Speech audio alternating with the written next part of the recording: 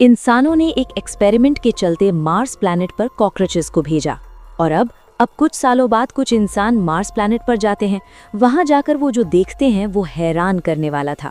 जिन cockroaches को इंसानों ने मार्स पर भेजा था वो अब दानव कॉकरोचेस बन चुके थे और वो इंसानों को देखकर उन पर अटैक करते हैं।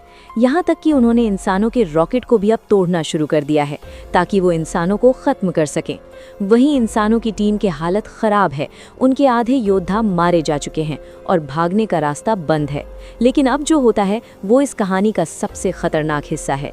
क्या ये मुट्ठी भर इंसान लाखों की फौज को हरा पाएंगे? अब हम कोमाजी और नानाओं को देखते हैं जो अपनी आखिरी सांस तक लड़ने का फैसला करते हैं। अब तक ये कॉकरोचेस इतने शातिर हो चुके हैं कि उन्होंने इंसानों की तकनीक और हथियारों को चुराकर उनका इस्तेमाल करना शुरू कर दिया है। यहाँ एक दिल दहला देने वाला सीन आता है जब कॉकरोचों की एक लहर समुद्र की तरह रॉकेट पर टूट पड़ती है। तभी एक बड़ा खुलासा होता है। पृथ्वी पर बैठा एक वैज्ञानिक जिसने इस मिशन को डिज़ाइन किया था वो दरअसल इन कॉकरोचों का डीएनए हासिल करना चाहता था ताकि वो खुद को अमर बना सके। उसे इन 15 लोगों की जान की कोई परवाह नहीं थी। रॉकेट के अंदर ही टीम के कुछ सदस्यों के बीच लड़ाई शुरू हो जाती है क्योंकि उनमें से कुछ उस डॉक्टर के लिए काम कर रहे थे। कोमाजी अपने शरीर की लिमिट पार कर देता है और एक ऐसा ट्रांसफॉर्मेशन लेता है जो उसने पहले कभी नहीं किया था। वो आग और बिजली की रफ्तार से उन राक्षसों को काटना शुरू करता है।